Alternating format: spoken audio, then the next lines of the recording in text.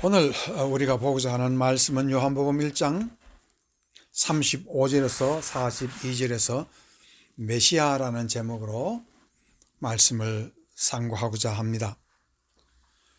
본문에서는 세례 요한은 자기의 두 제자 베드로와 안드레를 예수님께 인도했습니다. 그 이유는 그 예수님이 바로 하나님의 어린 양이시요 메시아라고 소개를 했기 때문입니다. 그런데 그 메시아가 하시는 일이 무엇이겠습니까? 베드로를 처음 보자마자 하시는 말씀이 너는 요한의 아들 시몬아, 너는 페트로스, 베드로가 되리라. 케이파스 같은 뜻입니다. 라고 되리라 라고 말을 하고 있습니다. 즉 메시아는 사람을 변화시킨다는 그런 일을 하고 계신다는 뜻입니다. 사람을 변화시키니까 세상이 변화된다. 변화의 메시아라는 것을 우리가 이 본문에서 잠시 볼 수가 있습니다. 그러면 오늘 메시아는 어떠한 분으로서 사람을 변화시키고 세상을 변화시키고 역사를 변화시키는지를 우리가 성경을 통해서 생각해 보겠습니다. 첫 번째, 메시아는 성령의 기름 부음 받은 사람을 두고 말을 하고 있습니다. 이 세상 기름이 아니라 성령의 기름을 두고 말하고 있습니다. 특별히 그것을 상징적으로 이스라엘 사람들은 올리브 기름을 그 머리에 붓고 안수를 합니다. 누구에게 합니까? 왕에게 하고 제사장 되는 사람에게 하고 또한 선지자 되는 사람에게 이와 같이 올리브유를 부으면서 성령의 기름으로 그렇게 상징하고 있습니다. 그러면 정녕 우리가 보는 메시아라는 뜻은 성령 기름 부은 사람이 메시아를 말하고 그 사람이 이 세상을 변화시키고 구하기도 한다, 그런 뜻입니다. 그런데 구약 성경을 보면 세 가지 종류의 메시아가 있습니다. 왕 같은 왕으로서의 어떤 권세를 가지고 세상을 구하고 또한 세상을 평정하는 그러한 메시아도 있고, 제사장과 같은 메시아로서 세상을 구하는 사람도 있고, 선지자로 또한 성령의 기름 부음 받음으로 세상을 구하는 사람이 있습니다. 그 첫 번째 사람을 보면은 바로 요셉이라는 사람입니다. 창세기 41장 38절에 보면은 바로가 그의 신하들에게 이르되 이와 같이 하나님의 영에 감동된 사람을 우리가 어찌 찾을 수 있으리요 하고 그를 7년 풍년과 7년 흉년을 다 해결하고 나라를 살리고 자기의 가족을 살린 그러한 메시아를 우리가 찾아볼 수가 있습니다. 본문 38절에서 41장 38절에서 하나님의 영에 감동된 사람이라는 뜻은 정확하게 히브리 말로 하면은 루악 엘로힘이라 해서, 루악이라는 말은 영, 성령, 영을 말합니다. 즉 감동된 이라는 뜻은 번역상 삽입된 것이고 사실은 없습니다. 그냥 본문에서는 하나님의 영에 그 속에 있는 사람, 그런 뜻입니다. 하나님의 영에 그 속에 있는 사람을 어찌 찾아볼 수 있으리요, 그런 뜻을 두고 말하고 있습니다. 그러면 요셉이라는 사람은 어떤 사람입니까? 성령 기름 부음 받음을 사는 사람이고, 그 사람은 바로 이 세상의 왕과 같은 존재로서 세상 많은 사람들을 살리고 구한 메시아라, 그런 뜻이 되겠습니다. 그러므로 오늘 우리는 이와 같이 구약에서 요셉뿐만 아니라 엘리야, 엘리사도 똑같이 왕으로서 군림하면서 또한 많은 사람들을 구했습니다. 열왕기상 19장 5절에서 18절 말씀 중에서 15절에서 18절 말씀 중에서 잠시 읽어보겠습니다. 여호와께서 그에게 이르시되 너는 내 길을 돌이켜 광야를 통하여 다마섹에 가서 이르거든. 지금 이 상황은 이 엘리야가 하나님의 산에서 하나님께서 이 엘리야에게 직접 명령하는 것입니다. 다마섹에 이르거든 하사엘에게 기름을 부어 아람의 왕이 되게 하고. 참 묘하지요. 엘리야는 다른 나라 이웃 국가 아람 나라의 왕을 만들 수도 있었습니다. 그에게 어떻게 기름을 부어 그랬습니다. 그에게 성령의 은사를 주어서 왕이 되게 하라. 또 16절에 보면 너는 또 님시의 아들 예후에게 기름을 부어 이스라엘의 왕이 되게 하라. 또 아벨 무홀라 사밧의 아들 엘리사에게 기름을 부어 너를 대신하여 선지자가 되게 하라. 하사엘의 칼을 피하는 자는 예후가 죽일 것이요 예후의 칼을 피하는 자는 엘리사가 죽이리라. 그러나 내가 이스라엘 가운데 7,000명을 남기리니 다 바알에게 무릎 꿇지 아니하고 다 바알에게 입 맞추지 아니한 자라고 했습니다. 하나님께서 엘리야에게 정치적인 대혁명을 지금 예고하고 있습니다.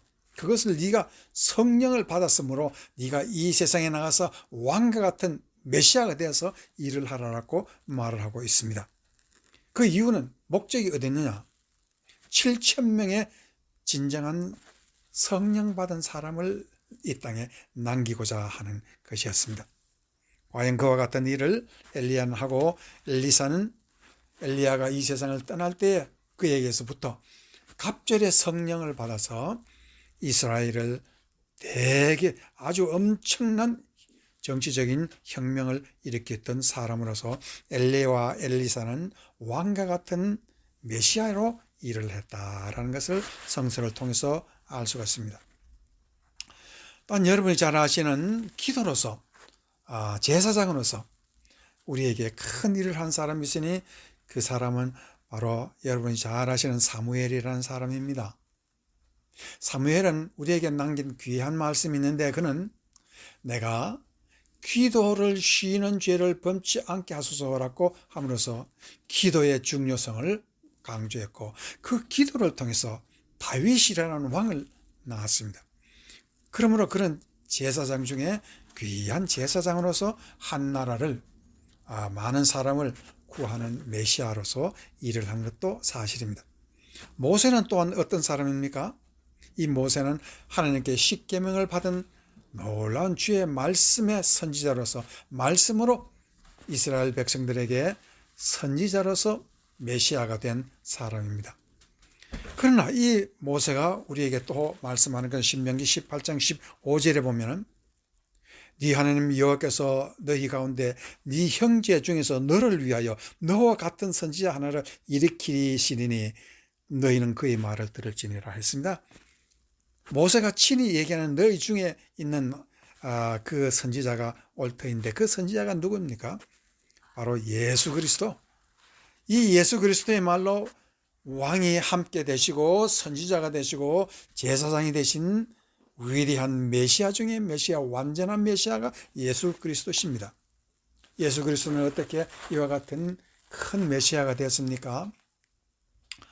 그는 십자가를 통해서 우리의 모든 죄를 당신의 보혈로 씻어주심으로 제사장이 완전한 제사장이 되었고 그는 부활을 통해서 하나님의 말씀을 완전히 이루심으로써 언약의 완성을 이루신 선지자였습니다. 그는 또한 왕이었습니다. 그는 5,000명, 4,000명을 보리떡으로 또한 몇 개의 생선으로 사람들을 많이 먹였습니다. 그것은 무엇을 뜻합니까? 예수님은 이 세상 모든 가난을 정복하는 왕이라, 마귀 사탄을 정복하는 왕이라, 심지어 죽은 자를 살리신 생명의 왕이라는 것을 분명히 우리에게 보여주시면서 예수님은 모든 메시아 중에 완전한 메시아로 우리에게 그렇게 역사를 해주셨습니다. 자, 그러면 예수님이 우리에게 메시아로서 오셔서 왜 예수님은 그러면 올라가실 때 우리에게 성령을 주시고 그 성령을 주신 뜻이 무엇이냐 하는 것입니다. 여기서 우리는 오순절의 깊은 뜻이 여기에 들어있다는 것을 알아야 합니다. 하나님은 모든 믿는 자에게 성령을 기름 부어 주심으로써 우리가 누구가 되라는 것입니까? 메시아 되라는 것입니다. 메시아. 우리가 개개인 믿는 자가 메시아로서 살아라는 뜻입니다. 어떤 메시아? 왕으로서의 메시아, 제사장으로서의 메시아, 선지자로서의 메시아가 되어서 살아가야 된다는 것을 말하고 있습니다. 그래서 베드로전서 2장 9절에 보면 그러나 너희는 택하신 족속이요 왕 같은 제사장들이요 거룩한 나라요 그의 소유가 된 백성이니 이는 너희를 어두운 데서 불러내어 그의 기이한 빛에 들어가게 하신 이의 아름다운 덕을 선포하게 하심이라. 베드로가 우리에게 말하는 것은 무엇입니까? 예수님이 우리에게 성령을 주시고 우리를 구원하게 주시고 새 생명을 주신 이유는 너희는 왕같이 살고 제사장같이 살고 하나님이 우리에게 주시는 메시아의 사명을 다하고 살아라고 말하고 있습니다. 그러면 어떻게 우리가 왕같이 살 수가 있겠습니까? 잠언서 16장 32절을 보면은 다음과 같은 말씀이 있습니다.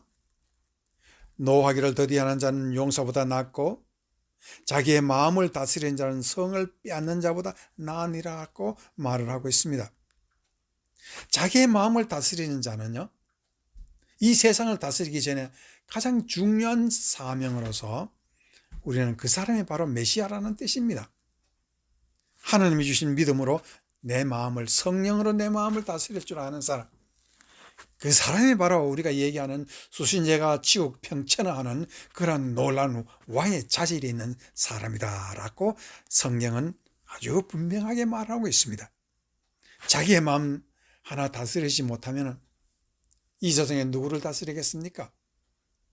그 일을 하는 것이 성령이더라는 것입니다.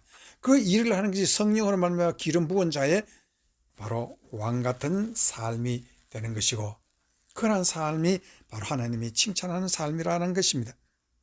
또 잠언서 19장 11절을 보면 노하기를 더디하는 사람, 그것이 사람의 슬기요 허물을 용서하는 것이 자기의 영광이라고 말을 하고 있습니다. 이것은 바로 남의 허물을 용서하는 것, 예수님의 십자가의 공로를 힘입어서 예수님이 나를 용서하셨는데